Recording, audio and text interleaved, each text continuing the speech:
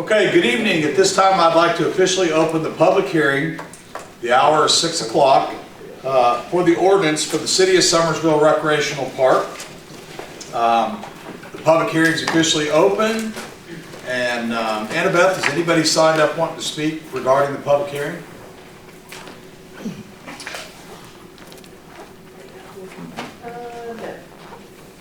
Okay. Give it a minute or two just in case somebody strolls in here.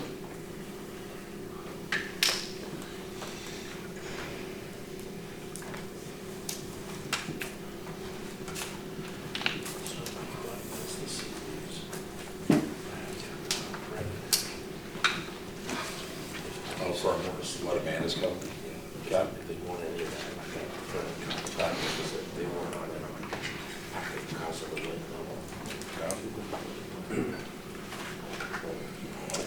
Okay, having nobody appear for the public hearing at this time, I'll entertain a motion to officially close the public hearing. It was for the purpose of the Summersville Recreational Park ordinance. Second. Got a first and a second. All those in favor signify by saying aye. Aye. Opposed, same sign. Motion so carries. I'd like to move right into the convening of our regular scheduled city business meeting. I want to welcome everybody on this 12th day of August 2024. The first item on the agenda is consideration of the council minutes of the meeting we held July 22nd of 2024. Move to approve and waive the reading. Second. Council, we have a first and a second. The motion was to waive the reading. Are there any changes or amendments to the minutes as they were presented in your packet? Hearing none, all those in favor signify by saying aye. Aye. Opposed, same sign. Motion so carries. Public comment for the regular meeting. No public comment for the regular meeting. Delegate Tully, welcome. So the first item on the agenda, actually the second item on the agenda, is to hold, we held a public hearing at 6 o'clock. An ordinance authorizing and directing the transfer of certain real property owned by the City of Summersville, the city, to the City of Summersville Building Commission, the issuer, the design, acquisition, construction, and equipping of a regional recreational facility with all necessary appurtenances. Okay, you got to know better than put big words like that in my. You got my reading. Just one in 4 syllables. Okay. It's going to be 20 times. Thereto the project, let's just say the project, by the city on real property owned by the issuer, the leasing of the property, the project property, and all project improvements, and, John? Appurtenances. Appurtenances. It's actually 5 syllables. Getting better. 5 syllables, okay. Thereto by the city from the issuer, the sale and issuance of the issuer of its not to exceed $12 million principal amount of lease revenue bonds in one or more series, the bonds, for the purpose of paying costs for the project, costs for issuance of the bonds, and related costs, authorizing the execution and delivery of an agreement and lease and other documents relating to the project and the issuance of the bonds and approving other matters related to the terms and security of such bonds and providing for such matters in connection therewith. So, what I'll do is entertain a motion for the second and final reading and approval of what I just read. So moved. Second. We have a first and a second. Are there any questions? Okay, hearing none, all those in favor signify by saying aye. Aye. Opposed, same sign. Motion so carries. At this time, I'd like to welcome to the podium our attorney, bond attorney from Steptoe and Johnson, John Stump, and John's just going to kind of give us a quick overview of what's next. Good evening. This evening you took the second of 3rd official actions that are required to approve the issuance of the lease revenue bonds and the financing of the recreational facility. At this time, the next step is going to be actually putting the project out to bid. Of course, that'll be done by your engineering/architectural firm, Thrasher Engineering. They'll get that out to bid. We'll get bids in hand in roughly 45 days, let's say. And at that point, we'll be able to size the bond issue and determine how much actually will need to be borrowed. as it says currently up to $12 million. We'll see whether that's the number that's necessary or not. Until we have bids, it's just an estimate. At that time, when we do have bids in hand, we'll come back to City Council and also to the Building Commission with supplemental resolutions that specify the exact amount to be borrowed, as well as the terms of the financing. Now, the terms of the financing will be determined by the solicitation of financing proposals from local banks. You're fortunate to have a number of large banks, larger regional banks, so to speak, that are located here, as well as community banks very focused on the city. So the mayor's already been talking to some of them about what their appetite might be for the financing.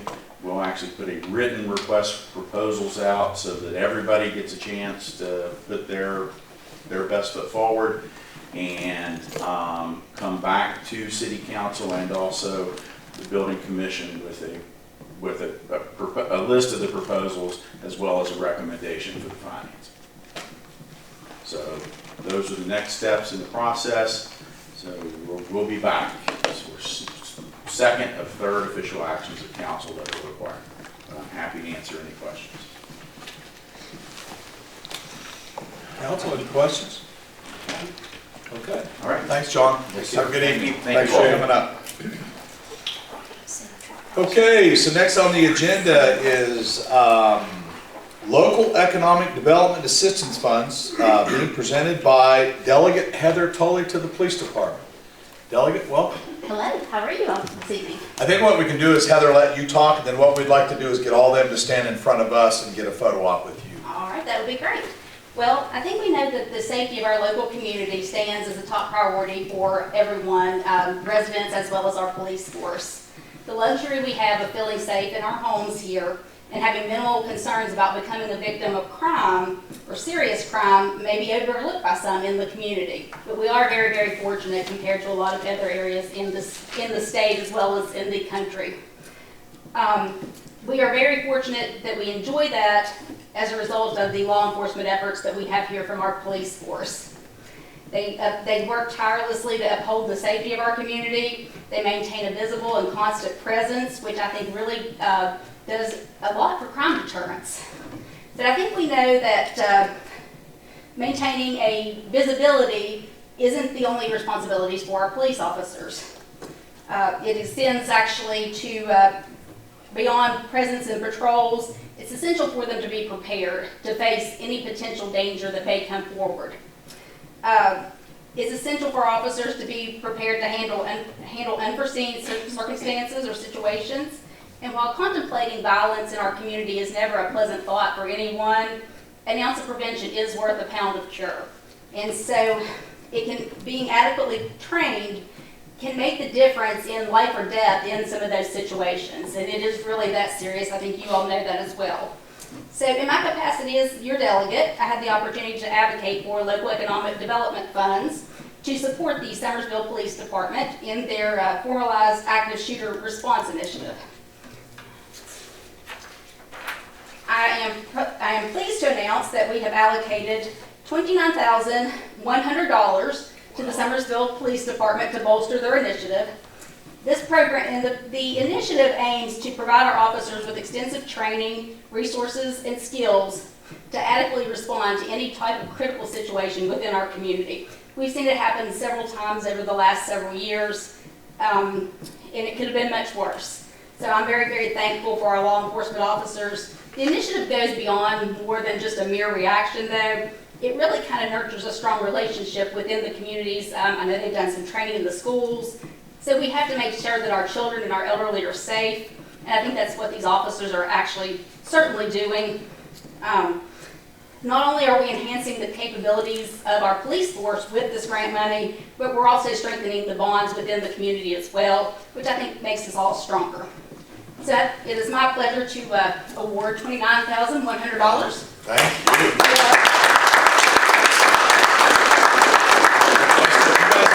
Stand right up in here, and then we'll have Heather present that to the chief, and then we'll get a picture. Even if he is my neighbor. Very good, very good. Other, I would love to. that's awesome. Copy the letter. I'd love to sit there. Hey, stand up if you want. Don't do much good. You guys gotta get a little close. We have to pretend like we like each other.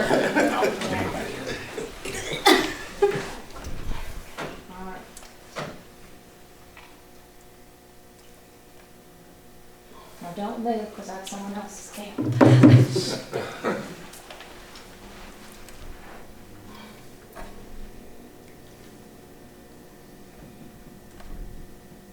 Okay. Wow, thank you again.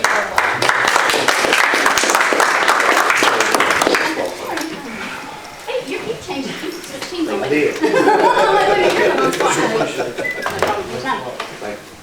gonna help in a big Anytime, way. anytime.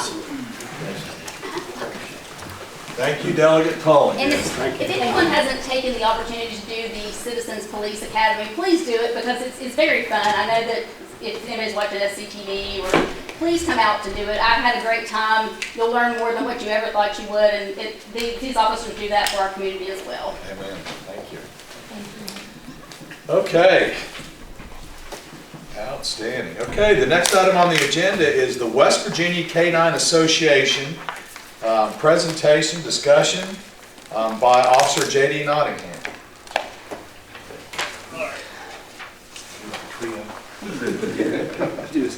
So, the three of us attended the West Virginia Police K-9 Association last spring in Pocahontas County. There was approximately 85 handlers along with their dogs showed up to that. They took a vote at the end of that week to where they was going to host that event this coming spring, which will probably be around April sometime. And that everybody voted to do it here in Summersville. And we just wanted to kind of let everybody have a heads up. That's going to be a pretty big event for us. Okay. Outstanding. That's awesome. Yeah, we actually hosted this event a few years back, and a lot of the canine handlers enjoyed the area, so they're looking forward to coming back. We're happy to have them here. The only main thing we really need to do is lock down a date. We want to make sure there's no baseball games, nothing like that that's we're in conflict with the areas we're training in. So, again, just something to look forward to, make you all aware so we can get that ball rolling. Okay. Why don't you other two introduce yourselves? So I don't know if council knows you, if everybody does, and or so we get you on TV. I'm Patrolman Jerry Hall. I'm Sergeant Nathan Harper. Okay. So I actually have K9 know me, and I am Milo. Okay, great. Well, guys, like always, we appreciate what you do, and we really appreciate when you bring venues such as the K-9 Association to our area, and trust me, we'll do everything we can to support you and make sure that it's not only a good experience for the area they visit, but a good training. So we'll work with you, just let us know what you need, and we'll certainly support your efforts in bringing something like that to the city of Summersville. we appreciate it. Yeah, thank you. Thank you, Smile. And with all of you here, I think it would be a great opportunity. I think the things that the delegate expressed in her letter, which resonate with us in this community every day, I can't thank you for the work you do, the job you do, know how difficult it is. And, again, there's been great things happening out there with you all, and I just can't thank you enough for the work you do and know how challenging the job is you do. So hats off to all of you. It's good to see some faces here, some police officers here in City Council. So thanks for coming out. Okay, the next item on the agenda is approval of a revised draw, number 2 for the City of Summersville, the CDBG Mitt Storm Water Project. Amanda Smarr from Region 4 Planning and Development. Welcome, Amanda. Good afternoon. So you guys have already approved this draw request. The state requested indirect funds to be taken out. So we revised it, so that's what this is. So it's just a little bit of a different cost. So because the cost changed, we wanted to bring it back before you again. So the total cost of this one is going to be $33,322.88. Okay. Amanda, could you maybe expand a little bit for the rest of the panel here and let them know what indirect costs were?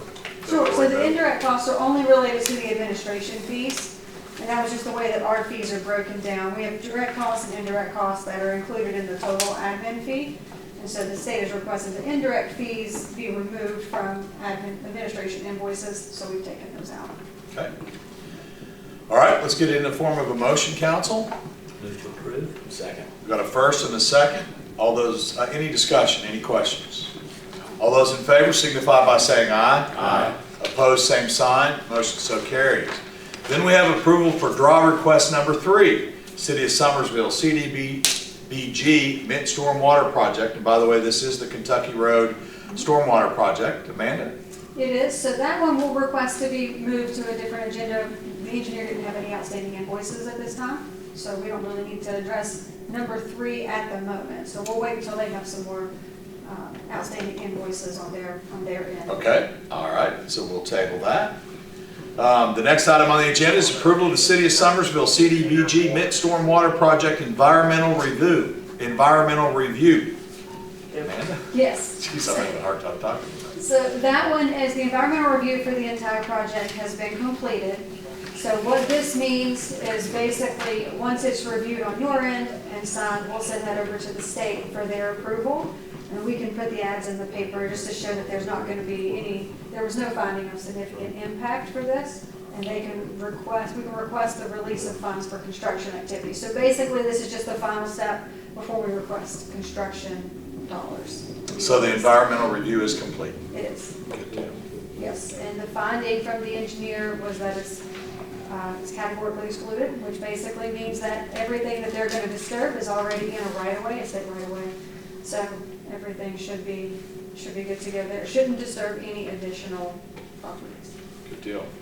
Okay, I'll entertain a motion. Move to approve. Second. Got a first and a second. Any questions? Discussion? Hearing none, all those in favor signify by saying aye. Aye. Opposed, same sign. Motion so carries. Thank you, Amanda. Thank you. Okay, the next item on the agenda is the 24-25 coal severance fund budget revision number 1. Council, this is our carry forward for the coal severance. So the unassigned balance previously was $7,734. We changed that. We increased that to $24,569.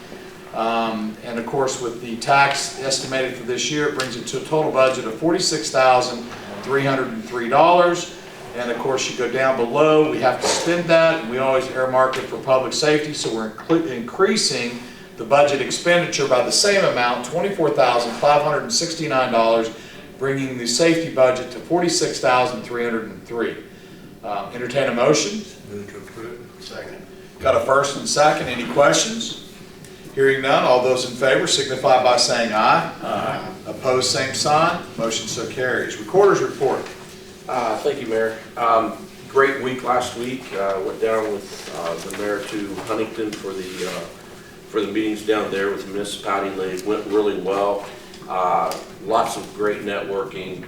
Some issues that we may have here, others did have. I was leaning on them a little bit to get some advice and some help from them on some of those issues. But it was really well. It was extremely hot. We started out the first 2 days. All the air conditioning went out. So we were in the heat, and we thought we were on the beach having meetings, but we survived it. Thrasher came through on day 2 with some fans, and we worked out there pretty good. But what was entertaining was everyone, I just want you to know, everybody else in the state is going through the exact same issues, and there's a lot of need for monies and grants, and that was a big issue down there. Everybody was talking about, where can we get money? Where can we get it? And, the state's coming through with some free assistance with grant writing. We were a bit ahead of the game, I gotta tell you. The folks around me was totally surprised that we had somebody in-house that was writing grants and doing a great job for us. So we were quite a bit ahead of the game. I will sit down with her at some point here in the near future and give her some folks that I ran into that can help with that. They can give you some free assistance, and that's what they're there for, is to help. So, that might come into some help for Annabeth. I laid in front of you the new business that we had from last month. It was a rather slow month, but you can see that there was 4 or 5 new businesses there. I do want to point out a couple of them there, Jay's Barbecue and Brain Freeze. I thought that was a great name. I don't know a lot about them, but I look forward to trying that. Karen's Cuts and Colors, and also Totally Nails. So, you know, if we can, try to support these local businesses. They're doing a terrific job for us. And last but not least, I do want to mention that due to some scheduling, I know the Board of Zoning and Appeals have something scheduled coming up too. So the Mondays are rather full, but the next planning and zoning meeting, if you could put it on your books for September 30th at 6 o'clock, it'll be right here in the chambers. That's all I have for this evening. Okay, thank you, Gary. Any questions of the recorder's report? Okay, mayor's report. Council, if you'd please mark your calendars. Actually, let me see, I gotta get the date right here. This Saturday, at the fire department, they're having their annual summer